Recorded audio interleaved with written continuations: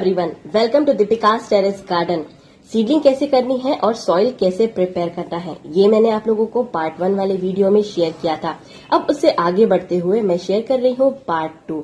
Seedling जब germinate होती है उसके बाद उसे मजबूत पौधा बनने तक किस तरीके से उसका ध्यान रखना है, ये सब कुछ आज हम देखेंगे इस वीडियो में, तो वीडियो को एंड तक जरूर देखिएगा।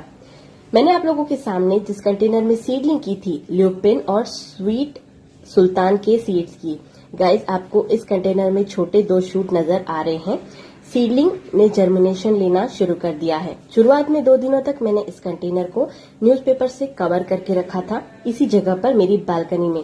अब क्या हो रहा है, 2 दिनों के बाद जब मैंने देखा कि इसमें जर्मिनेशन शुरू हो गई है, तब मैंने पेपर हटाकर इसे अपनी बालकनी में ही रहने दिया है। आपके कंटेनर में जब आप सीडिंग करते हैं और उसमें जर्मिनेशन बस शुरू ही होती है, उस दौरान आपको भी यही करना है। जिन जगहों पर दिन के समय तापमान 24 डिग्री से कम होने लगा है, वहां पर आप कंटेनर को इस कंडीशन में डायरेक्ट सनलाइट के कांटेक्ट में रख सकते हैं। पर जहां 10 बजे के बाद धूप तेज हो रही है, 30 डिग्री या उससे ज्यादा जा रही है, वहां रहने वाले लोग अपने कंटेनर को इसी तरीके की एरिया दीजिए जहां पर उसे सिर्फ सुबह 6 बजे से लेकर 10 बजे तक सनलाइट मिले और सीडलिंग को चाहिए उतनी सनलाइट की नीड पूरी हो जाए। अब क्या होता है ये आप समझ लीजिए। जैसे ही हम सीड लगाते हैं, अब अलग अलग जगहों पर अभी भी टेम्परेचर पूरी तरीके से सेट नहीं हुआ है। अब मेरे ही यहाँ बारिश अभी भी हो रही है और उमस का लेवल दिन के समय वापस बढ़ रहा है। मैं क्या करूंगी? मैंने सीडलिंग तो कर दी है, अब इसके लिए मुझे क्या प्रिकॉशंस लेने हैं, इसे मैं आप लोगों को अपनी सीडलिंग के थ्रू समझाती हूँ। मैंने सीड लगाए, उसके बाद कंटिन्यू बादल छाए रहे और बारिश आती रही, पर दिन में धूप भी निकल रही थी। सीडलिंग जर्मिनेशन होने के बाद तुरंत सनलाइट की नीड करती है, उसे 1 से 2 दिन छोड़कर हमें सनलाइट देनी पड़ती है। तो ये देखिए, सनलाइट नहीं मिलने की वजह से ये सीड जो है लगी होते जा रहे हैं। दिख रहा है आपको, सभी का झुकाव बाहर खिड़की की तरफ है। ये मुझे कह रहे हैं कि हमें सनलाइट चाहिए ताकि हम अपने आप को हेल्दी ग्रो करें। पतली लंबी लंबी स्टेम्स का डेवलप हो जाना और सफेद कलर का डेवलप होने के बाद उनका इस तरीके से झुकने लगना, इसे कहते हैं लेगी सीडलिंग। कहीं कहीं इतनी बुरी कंडीशन हो जाती है कि सीडलिंग जो है वो बहुत ज्यादा वाइट होती है और पतली होकर कई बार टूट भी जाती है। इसे रोकने का सबसे आसान तरीका है कि आप सीडलिंग जर्मिनेशन होने के बाद सुबह 6 बजे से लेकर दोपहर 10 बजे तक की धूप में इसे रखना शुरू कीजिए। उसके बाद इसे शेड में रख दीजिए। अगर धूप बहुत ज्यादा तेज है तो 10 बजे के बाद आप अपने कंटेनर को शेड में लाकर रख सकते हैं। 2 से 3 घंटे की मिलने वाली सुबह की इस धूप में सीडलिंग को जितनी जरूरत है उतनी नीड पूरी हो जाएगी और वो धीरे धीरे अपने आप को मजबूत बनाना शुरू रखेगी। याद रखिएगा गाइस, मॉइस्चर करने के लिए आपको आपके सीडलिंग को फंगिसाइड वाला पानी ही देना है और कुछ भी नहीं। इस दौरान कैलेंडुला की ये सीडलिंग देखिए, ये फूलों के बीज सही टेम्परेचर होने पर ही जर्मिनेट होते हैं। ये जर्मिनेट हो गए हैं पर लैगी हो गए हैं। सब्जियों के पौधों का भी यही हाल है। सबको सूरज की रोशनी चाहिए और क्योंकि मेरे यहाँ इस समय बादल जम रहे थे तो मैं इन्हें सूरज की रोशनी नहीं दे पा रही थी। मैंने क्या तरीका आजमाया उसे समझिए। मेरी बालकनी में इस जगह पर सुबह 6 बजे से सूरज उगने के साथ ही 10 बजे तक सीधी रोशनी आती है। इस वक्त सुबह के 7 बज रहे हैं और आप लोगों को दिख रहा होगा कि सनलाइट इन पौधों पर सीधी पड़ रही है। इसी जगह पर अपने कंटेनर्स को रखकर मैंने इनकी लेगीनेस को दूर किया, क्योंकि मैं बाहर नहीं रख सकती थी, क्योंकि अचानक बारिश आ जाती है और सीडलिंग खराब हो सकती है। इससे बचने का सबसे आसान तरीका, इस जगह पर मिलने वाली इस सूरज की रोशनी से इन्होंने अपने आप को ठीक करना शुरू कर दिया। जर्मिनेशन लेने के बाद आपको इसी बात का ध्यान रखना है। शुरुआत में 2 घंटा 3 घंटा इस तरीके से 2-2 दिनों के डिस्टेंस में धीरे धीरे सनलाइट की नीड इनकी बढ़ाते जाइए। पौधे अपने आप को खुद ही ठीक करना शुरू कर देंगे। और अगर कोई पौधा बहुत ज्यादा लेगी हो रहा है तो आप उसके आजू बाजू थोड़ी सॉइल बढ़ा सकते हैं ताकि वो अपने आप को मिट्टी के अंदर स्टैंड रख सके। सनलाइट मिलने के बाद ये पौधे खुद ब खुद ही मजबूत होने लगते हैं और हमारी प्रॉब्लम का सॉल्यूशन मिल जाता है।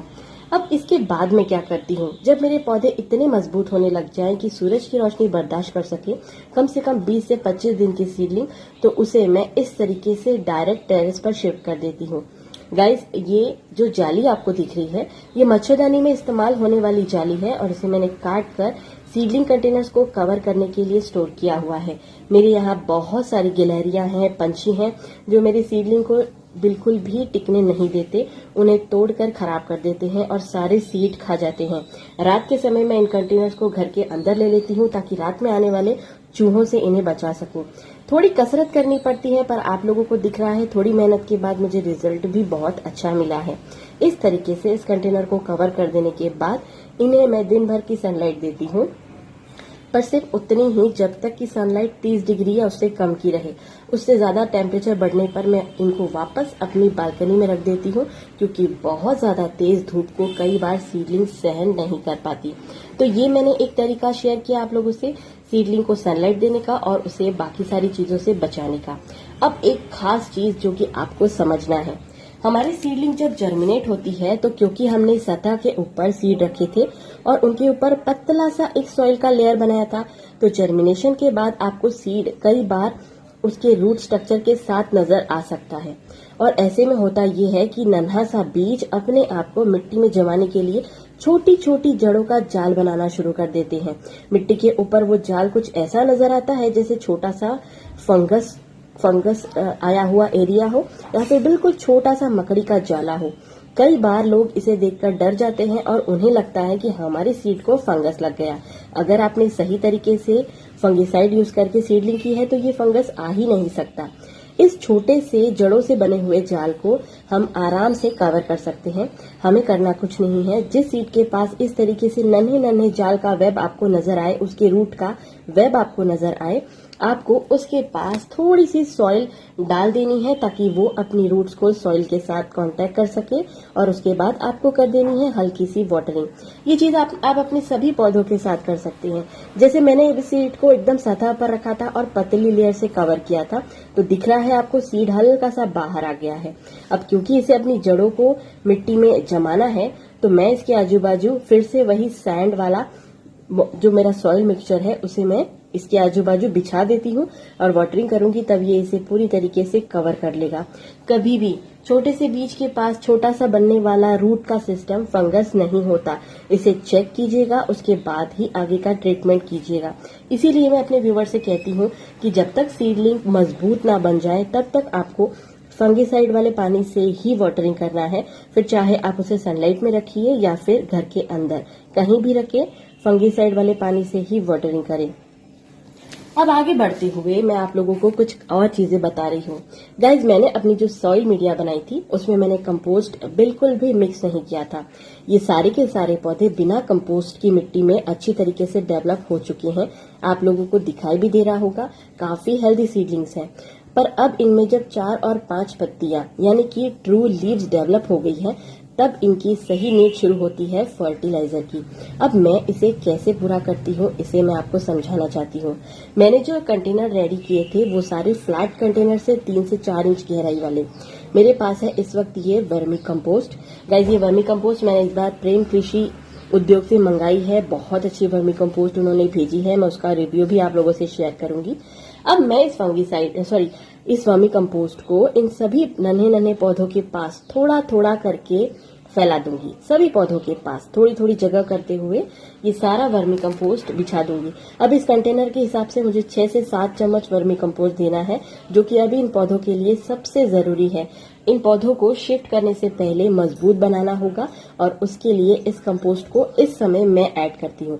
मेरी सीडलिंग को 20 से 25 दिन करीब होने आ गए हैं और कंपोस्ट मिलाने के बाद 10 दिनों के बाद मैं इनकी रिपोर्टिंग कर दूंगी, क्योंकि तब तक ये अच्छे खासे हेल्दी हो जाएंगे। ये चीज आप भी कर सकते हो। आप चाहे सब्जियों की बीज लगाओ या फिर फूलों की। अच्छी जर्मिनेशन होने के बाद जब उनमें आपको 3 से 4 पत्तियां नजर आने लग जाए, तब आप इस तरीके से थोड़ा थोड़ा कंपोस्ट उसके आजू बाजू स्प्रेड कर सकते हो। अगर आपने कोई कंटेनर ऐसा लिया है, अच्छा एक बात और, इस दौरान भी आपको फंगिसाइड वाला पानी ही देना है। हर बार जब तक हम सीडलिंग को शिफ्ट नहीं करते तब तक मॉइस्चर रखने के लिए हम जो भी वाटरिंग करेंगे उसमें फंगिसाइड मिला होना कंपलसरी है।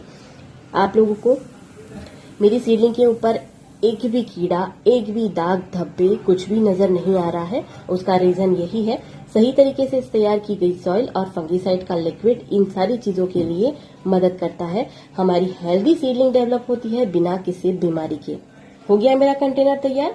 अब मैं इसे धूप में डायरेक्ट रख सकती हूँ, क्योंकि अब टेम्परेचर परफेक्ट बन चुका है। 10 से 12 दिनों के अंदर ये सीडलिंग शिफ्ट करने जितनी मजबूत हो जाएगी और उसके बाद मैं इन्हें अपने मेन कंटेनर में लगाना शुरू कर दूंगी। यही चीज आपको भी करनी है।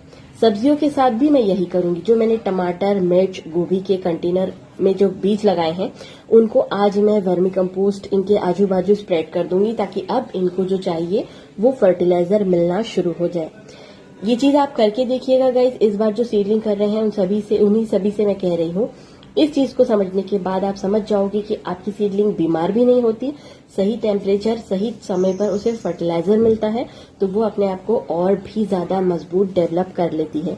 अब अगर आप डायरेक्ट कंपोस्ट नहीं मिलाना चाहते, कंटेनर में जगह बहुत कम है, तब क्या करोगे? मेरे पास इसके लिए भी एक सॉल्यूशन है। मैंने लिया है 1 गिलास पानी। अब ये गिलास कितना भी बड़ा छोटा हो सकता है। इसमें मैं 2 से 3 चम्मच के अंदाज में वर्मी कंपोस्ट मिला रही हूँ। करना क्या है कि अब वर्मी कंपोस्ट मिलाने के बाद इस वर्मी कंपोस्ट वाले ग्लास को मैं रात भर के लिए रहने दूंगी। इसी तरीके से अच्छी तरीके से पानी में वर्मी कंपोस्ट हमें घोल लेना है और उसे रात भर के लिए छोड़ देना है। नेक्स्ट डे मॉर्निंग तक ये बन जाएगी हमारी सबसे बेस्ट कंपोस्ट टी। अब इस कंपोस्ट टी को इतने ही 1 गिलास पानी में और घोलकर इसमें 1 स्पून फंगीसाइड मिक्स करके मैं इससे वाटरिंग करूंगी अपने सब्जियों वाले पौधे पर। अगर आप कंपोस्ट को डायरेक्ट नहीं मिला सकते तो आप इस तरीके का कंपोस्ट टी बनाया हुआ लिक्विड फंगीसाइड वाले पानी के साथ मिक्स करके अपने पौधों को दीजिए। हर चौथे या 5वें दिन इस पानी को आपको रिपीट करना है वाटरिंग के साथ। ऐसा नहीं है कि आप अलग से वाटरिंग करेंगे और कंपोस्ट ही अलग से देंगे। आपको कंपोस्ट के ही पानी को फंगीसाइड के साथ मिक्स करके ही वाटरिंग करनी है।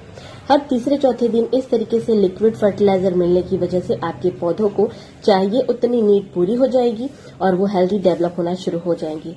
तो मैंने आप लोगों को बताया कंपोस्ट मिलाने का मेथड और कंपोस्ट टी देने का मेथड। सभी चीजों में फंगीसाइड कंपलसरी है। आप बेविस्टिन, साफ किसी भी कंपनी का फंगीसाइड यूज कर सकते हैं। बहुत जरूरी होता है ये, ताकि आपके पौधे जिंदा रहें, मरे बिल्कुल भी ना। सारी मेथड आज आप लोगों से शेयर की गाइज मैंने। सीडलिंग को बचाना कैसे है, उसे लैगी होने से कैसे बचाना है, सही समय पर धूप दिखाने से उसे हम लैगी होने से बचा सकते हैं। लैगी होने के बाद भी वो पौधा धूप मिलने की वजह से अपने आप को बचा सकता है।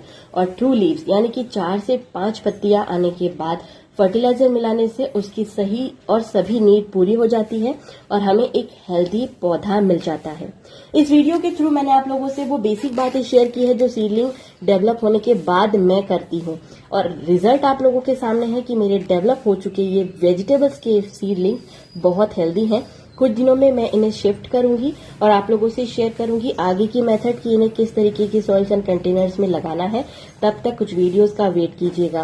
गाइज अगर आज का ये वीडियो आप लोगों को पसंद आता है तो कमेंट कीजिएगा, शेयर कीजिएगा, और आपकी कोई क्वेरी है तो कमेंट करके पूछिएगा। मैं आप लोगों को हेल्प करने की पूरी कोशिश करूंगी। चैनल पे नए आने वाले लोगों से रिक्वेस्ट है, सब्सक्राइब कीजिए, शेयर कीजिए वीडियो पसंद आता है तो, और बताइए कि आपको और क्या जानना है सीडलिंग से जुड़ी। जो भी सवाल आपके होंगे आप कमेंट करके पूछ सकते हैं। गाइज मेरी आप सभी लोगों को शुभकामनाएं हैं कि आप सभी लोग इस साल बहुत अच्छी सीडलिंग तैयार करें और बहुत अच्छा हार्वेस्ट लें, चाहे वो फूलों का हो चाहे वो सब्जियों का हो। मेरे साथ बने रहने के लिए आप सभी लोगों का बहुत शुक्रिया। Take care, happy gardening, bye bye.